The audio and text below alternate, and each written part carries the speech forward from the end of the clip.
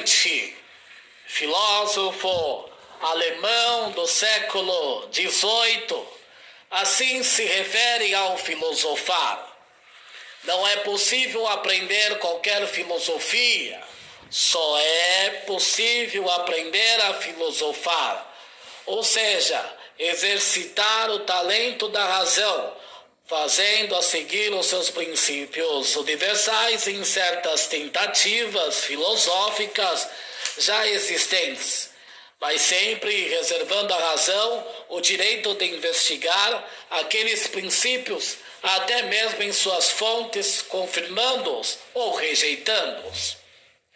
Podemos dizer então que filosofia é, sobretudo, uma atitude, um pensar permanente, é uma experiência diferente de um olhar sobre o mundo, no sentido de sempre questionar o já sabido. O filosofar. A filosofia surge quando o pensar é posto em causa, tornando-se objeto de reflexão. Não se trata, porém, de qualquer reflexão. Examinemo-nos a palavra reflexão. Quando vemos nossa imagem refletida no espelho, há um desdobramento, porque estamos aqui e estamos lá. Refletida pela luz, ela vai até o espelho e retorna. Refletere, em latim, significa fazer retroceder, voltar atrás. Portanto, refletir é retomar o próprio pensamento, pensar o já pensado, voltar para si mesmo e questionar o já conhecido. Características do pensamento filosófico. O filósofo brasileiro Dermeval Saviani, no livro Educação Brasileira, Estrutura e Sistema, na tentativa de se aproximar de uma definição possível, conceitua a filosofia como uma reflexão radical, rigorosa e de conjunto sobre os problemas que a realidade apresenta. Radical, em latim, radix, significa raiz. E em sentido figurado quer dizer fundamento, base. A filosofia é, pois, radical, não no sentido corriqueiro de ser irreflexível. Nesse caso seria a antifilosofia. Mas porque busca explicar os conceitos fundamentais usados em todos os campos do pensar e do agir. Por exemplo, a filosofia das ciências examina os pressupostos do saber científico. É ela que define o que é ciência. Como a ciência se distingue da filosofia e de outros tipos de saber, quais são as características dos diversos métodos científicos? Qual a dimensão de verdade das teorias científicas? E assim por diante. O mesmo se dá com a psicologia ao abordar o conceito de liberdade, indagar se o ser humano é livre ou determinado já é fazer filosofia. Indagar se o ser humano é livre ou determinado já é fazer filosofia. Rigorosa. São inúmeros os métodos filosóficos em que se apoiam os pensadores para desenvolver um pensamento rigoroso, justificado por argumentos coerente em suas diversas partes e sistemático.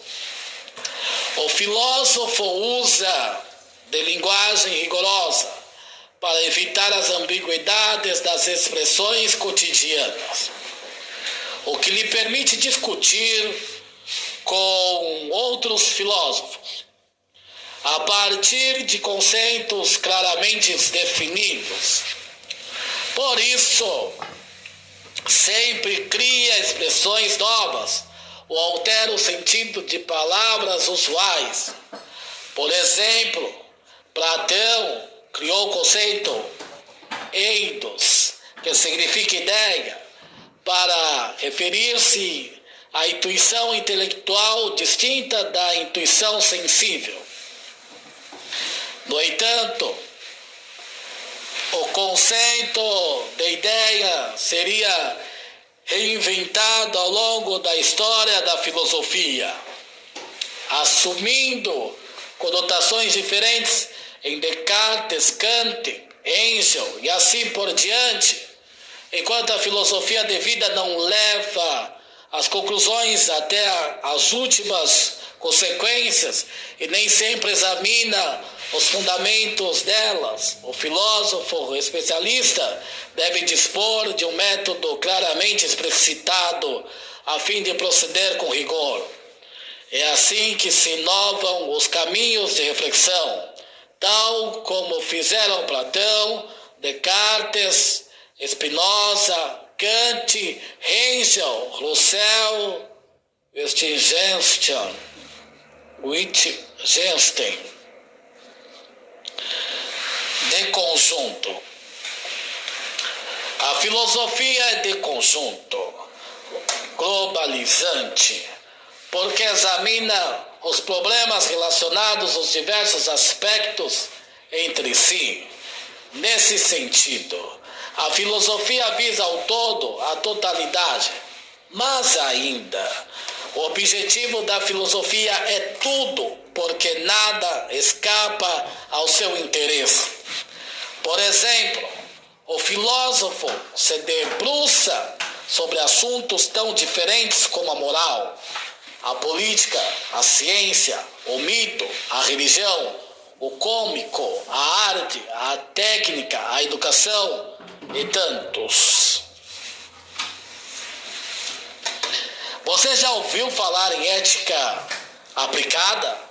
É o ramo contemporâneo da filosofia, que discute problemas de natureza prática, que por sua vez exigem justificação racional. É o caso da nossa responsabilidade pela preservação da natureza discutida na ética ambiental.